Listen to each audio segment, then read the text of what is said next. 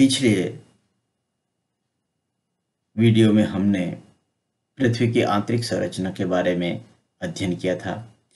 अब इसके आधार पर इस अध्याय में हम प्लेट विवर्तनिकी प्लेट टेक्टोनिक सिद्धांत के बारे में पढ़ेंगे कि पृथ्वी कई विभिन्न परतों के अंतर्गत विभाजित हैं, विद्यमान हैं।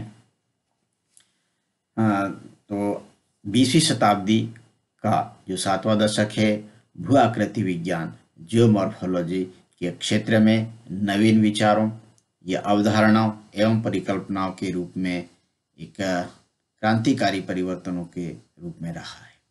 इन्हीं विचारों के आधार पर प्लेट विवर्तन सिद्धांत प्लेट टेक्टोनिक थ्योरी का सूत्रपात हुआ है, क्योंकि इस समय पृथ्वी का पूरा चुंबकीय क्षेत्र पैलियोमैग्नेटिक फील्ड ऑफ द अर्थ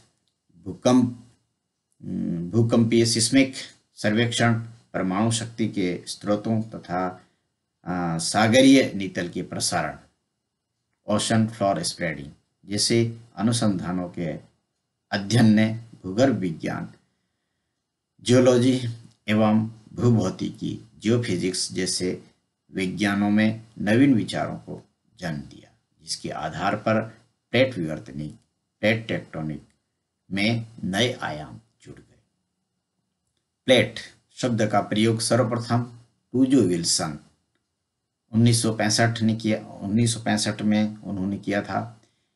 इस दिशा में अनेक वैज्ञानिक जैसे ब्लैकेट ने सदी के 60 दशक के अंत में महत्वपूर्ण विचार प्रस्तुत किए थे। हैस 1960, मैसन 1962, वाइन एवं मैथ्यूज 1963, ऑपडाइक 1966 में, मॉर्गन ने 1968 में, वेलेंटाइन एवं मोर्स ने 1970 में, हॉलम 1973 में, मैकेंजी एवं स्लेटर ने 1967 में। इनके कार्यों से प्लेट विवर्तनिक का सिद्धांत के रूप में स्थापित हो सका।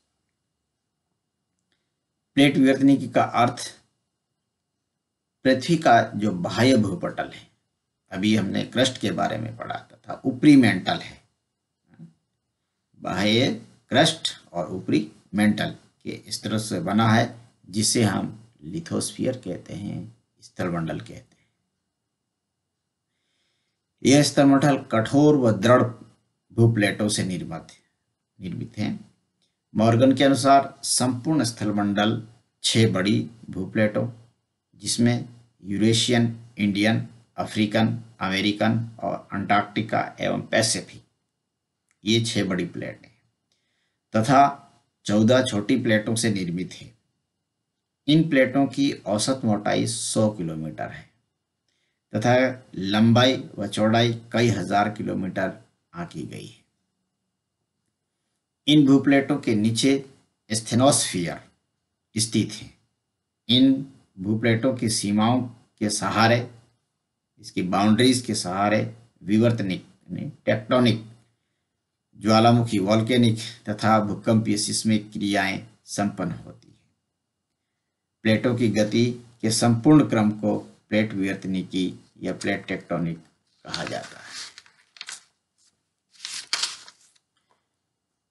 आयलर सिद्धांत के आधार पर प्लेट की भ्रमण प्रक्रिया, मोशन ऑफ प्लेट का सफलतापूर्वक स्पष्टीकरण होने के पश्चात 1968 से प्लेट प्रक्रिया, प्लेट मैकेनिज्म का प्रयोग व्यापक रूप से किया जाने लगा। Mackenzie, Parker, Isaac, Sykes, Morgan की लीपिशाम आदि विद्वानों ने प्लेट विचलन एवं प्लेट विवर्तनिकी के विभिन्न पहलुओं पर प्रकाश डाला। प्लेट विवर्तनिकी के माध्यम से महाद्वीपीय विस्थापन, पर्वतीकरण, भूकंप एवं ज्वालामुखी क्रिया तथा भूखंडीय क्रियाओं में नवीन विचारों का समावेश हुआ। प्लेट विवर्तनिकी की प्रामाणिकता इस तथ्य से आंकी जा सकती है कि टेलर, स्नाइडर 1885, वेगनर 1912 से 1924 के मध्य आदि विद्वानों ने महाद्वीपीय विस्थापन के सैद्धांतिक रूप में प्रस्तुत किया, किंतु महाद्वीपीय विस्थापन उत्पन्न करने वाली शक्ति को मान्यता नहीं मिल पाई थी। इसी दिशा में कार्य करते हुए बाद के विद्वानों ने महाद्वीपीय विस्थापन के दो प्रमुख प्रमाणों, पहला पृथ्वी का पूरा चुंबकीय क्षेत्र पैलियोमैग्नेटिक फील्ड ऑफ द अर्थ, तथा दूसरा है सागर नीतल प्रसारण ओशन फ्लोर स्प्रेडिंग को स्वीकार कर लिया गया।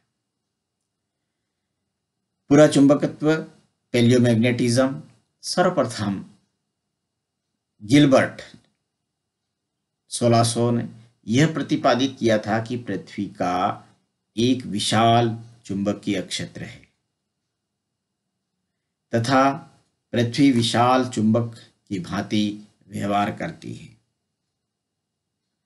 यह चुंबक पृथ्वी के आंतरिक भाग से उत्पन्न होता है। पृथ्वी का चुंबकीय क्षेत्र मैग्नेटिक फील्ड एक विशाल शलाका चुंबक बार मैग्नेट की तरह है, जिसके दो ध्रुव होते हैं, पोल होते हैं, तथा वह लगभग पृथ्वी के परिभ्रमण अक्ष एक्सिस ऑफ रोटेशन की दिशा में होता है। शलाका चुंबक की अनुदैर्ध्य अक्ष लॉन्गिट्यूडनल एक्सिस को विस्तृत करने पर यह पृथ्वी की सतह को दो स्थानों पर काटती है, जो उत्तरी एवं दक्षिणी चुंबकीय ध्रुव मैग्नेटिक पोल्स कहलाते हैं। पृथ्वी का दक्षिणी चुंबकीय ध्रुव इसके भौगोलिक उत्तरी ध्रुव के निकट तथा उत्तरी चुंबकीय ध्रुव पृथ्वी के भौगोलिक दक्षिणी ध्रुव के निकट स्थित होता है। सामान्य नियमानुसार दो चुंबक निकट आने पर उनके समान ध्रुव एक दूसरे को विकर्षित रिपेल करते हैं तथा असमान ध्रुव एक दूसरे को आकर्षित अट्रैक्ट करते हैं। अतः जब पृथ्वी की सतह पर एक लघु चुंबक लटकाया जाता है तो पृथ्वी का जो दक्षिणी चुंबकीय ध्रुव लघु चुंबक के दक्षिणी ध्रुव को आकर्षित करता है। चुंबक को पृथ्वी की सतह पर स्वतंत्र रूप से लटकाने पर वह भौगोलिक उत्तर तथा दक्षिण को पूरी तरह इंगित नहीं करता है, बल्कि पृथ्वी के चुंबक अक्ष तथा भौगोलिक उत्तर दक्षिण अक्ष में कोणिक झुकाव पाया जाता है, जिसे चुंबकीय दिक्पात कहते हैं। चुंबकीय सुई एवं पृथ्वी के क्षैतिज तल के बीच चुंबकीय नति पाई जाती है। ध्रुवों पर चुंबकीय सुई लंब होती है तथा ध्रुवों पर चुंबकीय नति 90 डिग्री होती है। पृथ्वी की सतह पर जहां लघु चुंबक क्षैतिज होता है वहां चुंबक नति शून्य होती है। शून्य चुंबकीय नति वाले स्थानों को मिलाने वाली कल्पित रेखा चुंबकीय विषुव मैग्नेटिक इक्वेटर कहलाती है।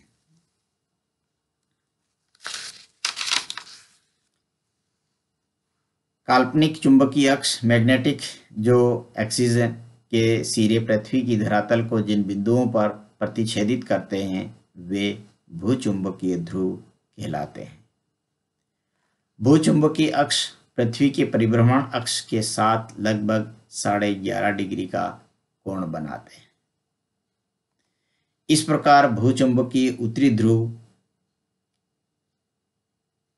78.5 उत्तर एवं 69 डिग्री पश्चिम में तथा दक्षिणी भूचुंबकीय ध्रुव 78.5 डिग्री दक्षिण एवं 111 डिग्री पूर्व में स्थित है।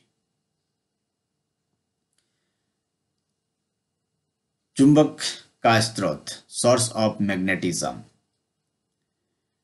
पृथ्वी के चुंबकत्व का कारण अभी तक विवादास्पद ही रहा है। पृथ्वी के बाह्य भाग का चुंबक सौर्य क्रियाओं के कारण है। जो आउटर जो चुंबक हैं वो सौर्य क्रियाओं के कारण है, जो पृथ्वी के आयन मंडल को प्रभावित करता है तथा चुंबकीय झंझावातों मैग्नेटिक स्ट्रॉम एवं ध्रुवीय प्रकाश के लिए उत्तरदायी है। जहां तक पृथ्वी के आंतरिक भाग में चुंबक का प्रश्न है, इसके लिए विद्वानों में काफी मतभेद रहा है। सर्वप्रथम गिलबर्ट ने सुझाया था कि पृथ्वी का चुंबकीय क्षेत्र धरातल के नीचे स्थित स्थायी रूप से चुंबकित पदार्थों शैलों के कारण है। पृथ्वी का जो अंतरतम कोर प्रधानतः लोहे से निर्मित है माना गया, किंतु गंभीरता से विचार करने पर यह पता चला कि अधिक गहराई पर चुंबकीय पदार्थों का चुंबकत्व नष्ट हो जाता है। यह माना गया है कि धरातल से लगभग 25 किलोमीटर नीचे लोहे का चुंबकीय गुण नष्ट हो जाता है। इससे निष्कर्ष प्राप्त होता है कि पृथ्वी का जो चुंबकत्व स्थायी रूप से चुंबकित पदार्थों के कारण नहीं है। कुछ वैज्ञानिकों ने पृथ्वी के परिभ्रमण को पृथ्वी के चुंबकीय क्षेत्र के लिए उत्तरदायी माना है। सर्वाधिक मान्य मत के अनुसार पृथ्वी के चुंबकीय क्षेत्र का स्रोत पृथ्वी का अंतरतम कोर है, जो एक स्वतः अर्जित डायनामो की भांति कार्य करता है। इसका बाह्य भाग तरल लोहे से निर्मित है तथा यह विद्युत तरंगों के सुचालक होता है, बेस्ट कंडक्टर है। इस तरल माध्यम में विद्युत चुंबकीय तरंगें चलती हैं। हम्स के अनुसार भी चुंबकन मैग्नेटाइजेशन स्थायी प्रक्रिया नहीं है, अपितु इसका निरंतर विकास होता रहता है। चुंबकन के निरंतर बनने एवं पोषण के लिए पृथ्वी के भीतर अत्यधिक विद्युतीय संचालकता, हाई इलेक्ट्रिक कंडक्टिविटी वाले पदार्थ स्थित होने चाहिए, जो विद्युत चुंबकीय तरंगें पैदा कर सके। यह गुण धात्विक तरल, मैग्नेटिक लिक्विड पदार्थों में ही संभव है। यह विशेषतया पृथ्वी के बाह्य अंतरतम में पाए जाते हैं। इस प्रकार पृथ्वी के अंतरतम में उत्पन्न विद्युतीय तरंगें ही पृथ्वी के द्विध्रुव डाइपोल चुंबकीय क्षेत्र को उत्पन्न करती है।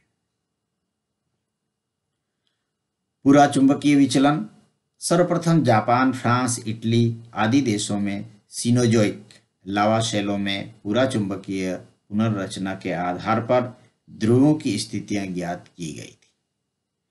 ब्लैकेट 1950-60 एवं उसके सहयोगियों ने ब्रिटिश द्वीपों पर ट्रियासिक बालू का पत्थर के अध्ययन के आधार पर 200 मिलियन वर्ष पूर्व की ध्रुवों की स्थितियों का निर्धारण किया, जिससे यह निष्कर्ष प्राप्त हुआ कि 200 मिलियन वर्षों के दौरान चुंबकीय ध्रुवों की स्थिति में महत्वपूर्ण परिवर्तन हुए। पृथ्वी की सतह पर चुंबकीय ध्रुवों का परिभ्रमण दो आधारों से संभव है। पहला, चुंबकीय ध्रुव स्वयं परिभ्रमित हुए हैं तथा महाद्वीप स्थायी रहे, या चुंबकीय ध्रुव का परिभ्रमण महाद्वीपीय विस्थापन के कारण हुआ है। अवशिष्ट चुंबकीय पुनर्रचना द्वारा प्राप्त आंकड़ों के आधार पर जब ध्रुवीय परिभ्रमण एक वक्र तैयार किए गए, तो यह तथ्य स्पष्ट हुआ कि विभिन्न महाद्वीपों पर एक निश्चित समय में ध्रुवीय परिभ्रमण वक्र भिन्न भिन्न है। सामान्य सिद्धांत के अनुसार यदि महाद्वीप स्थिर रहे हो तो किसी निश्चित समय में विभिन्न महाद्वीपों के ध्रुवीय परिभ्रमण वक्र समान होने चाहिए। इस तथ्य के आधार पर महाद्वीपों का विस्थापन सत्य सिद्ध होता है।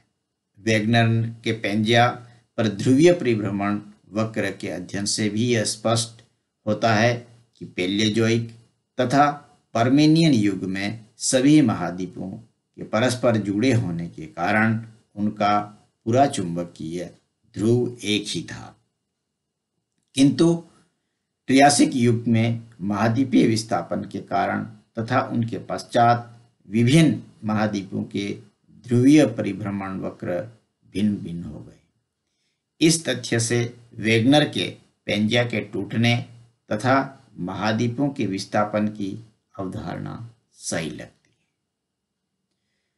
अब ध्रुवों की विपरीतता। पूरा चुंबकत्व के अध्ययन से यह स्पष्ट हुआ है कि धरातल की लगभग 50% सेलों में चुंबकन पृथ्वी के मुख्य चुंबकीय क्षेत्र में चुंबकित हुई है। वास्तव में जब सेलों का चुंबकन होता है तो वह पृथ्वी के मुख्य चुंबकीय क्षेत्र की दिशा में ही होता है। इस तथ्य से चुंबकीय उत्क्रमण रिवर्सल के दो विकल्प संभव हैं। सेलों का चुंबकन या तो पृथ्वी के मुख्य चुंबकीय क्षेत्रों की दिशा में हुआ या चुंबकन के बाद विपरीत दिशा में हो गई। यह प्रक्रिया स्वतः उत्क्रमण सेल्फ रिवर्सल कहलाती है। आरंभ में सेलों का चुंबकन पृथ्वी के मुख्य चुंबकीय क्षेत्र की दिशा में हुआ होगा। बाद में पृथ्वी मुख्य चुंबकीय क्षेत्र का उत्क्रमण हो गया होगा। यह प्रक्रिया चुंबकीय क्षेत्र का उत्क्रमण कहलाती है। भूवैज्ञानिकों के प्रयोगों के बावजूद प्रथम विकल्प सत्यापित नहीं हो सका, तब चुंबकीय क्षेत्र के उत्क्रमण में विश्वास किया गया। इस विकल्प को अधिक मान्यता मिली।